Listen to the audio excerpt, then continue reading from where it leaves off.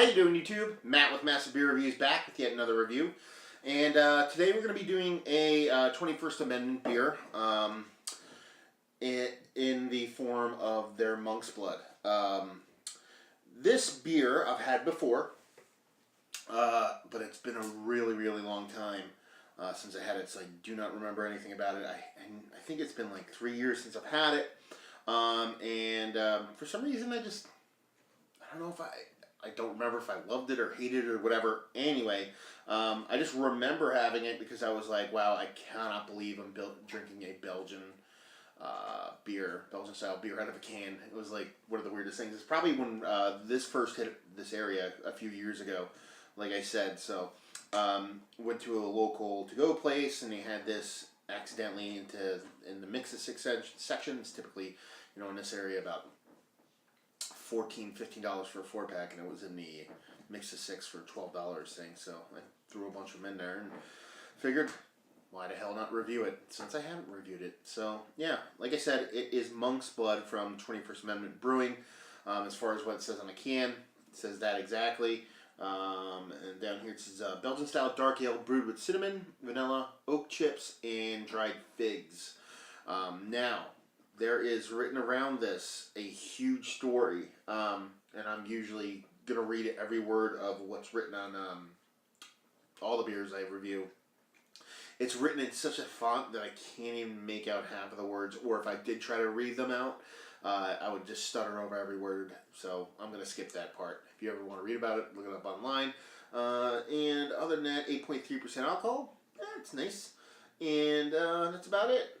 Can-wise, it's a pretty cool can. 21st Amendment's artwork is usually pretty spot on, pretty cool. Like I said, the lettering on it has this big story about, the monks and whatnot. It's written kind of like a scroll, like you would see that somebody wrote back in the day. So, two little monks there and the background of the lettering, and then, yeah, that's about it. Pretty cool stuff.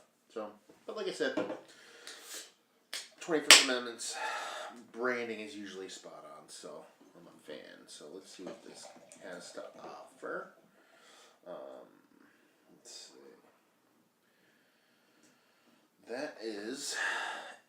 That looks like a Belgian dark. Looks more quaddy or doubly than a Belgian strong dark, but then you're kind of just plucking hairs there for difference-wise. You get about 2.5 fingers of just a hair off-white head that's like, I always say it's like a uber creamy top. This one's like super duper creamy on top. A little bit more than other beers. Nice little bubbles going around, and the color is like a brownish with a hint of reddish color. Not super dark. You can kind of see through it, but not enough to kind of see what's going on there, which kind of bodes well for it because it looks like it has a nice decent amount of gravity, density to it. So that's always a bonus when it comes to your Belgians. I hate my Belgians without that, cloudy funkiness to it. So, yeah, it looks like a nice beer. Let's see what she has in her nose. It smells a little bit hoppy. Not typically, the amount of hops you want to detect in a Belgian strong dark, but they're there. Other than that, a little bit of vanilla, some figs, and little dark fruit on it, and just that breadiness, that bready yeastiness that you typically come to expect from a Belgian strong dark or a Belgian quad. But it smells nice. It just seems like it's got that little bit of a American style hop on it, which is kind of weird, but we'll see how she plays in the mouth. Cheers.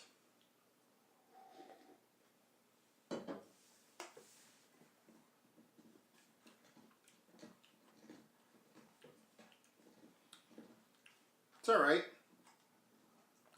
Definitely wouldn't put it in the Belgian strong dark category. Got a decent mouthfeel to it. It definitely does have a hot bite to it, which is just so bizarre when it comes to Belgian strong darks or your quads. I mean, you're talking typically a bready, yeasty, malty bomb with a nice caramel and toffee and dark fruits, and you expect that rich malty, sweet breadiness that you typically get with those beers. To have that kind of that hop bite to it is a little bit weird. If I were to classify it, it'd be kind of weird. There's definitely caramel there.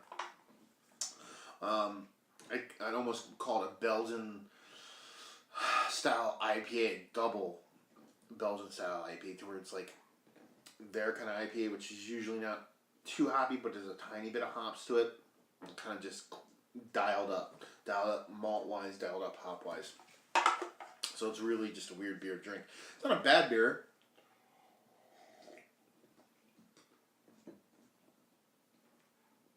It's got a nice mouthfeel. Caramel is definitely there. A little bit of dark fruit. Definitely some figs to it. But it's just that hop. It's just off-putting for me. So yeah, rating-wise, I would give it like an 80. Just because of that hopness.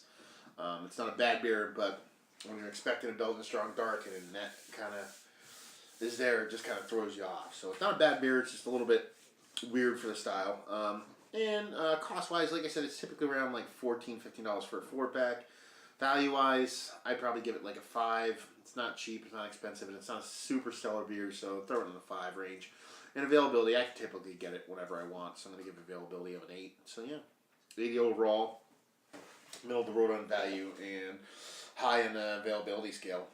It's just weird. It'd be like a nice transfer introductory beer if someone was like a big hop head, and you want to kind of dip your toe in the water and start to move to a more maltier side of things, which it seems to be the case. IPAs are unarguably the most popular, Olive Garden of beers as it is.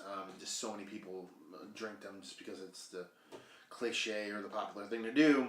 But every now and then you get someone that actually cares about beer who drinks IPAs and wants to branch out and start to get into malty stuff.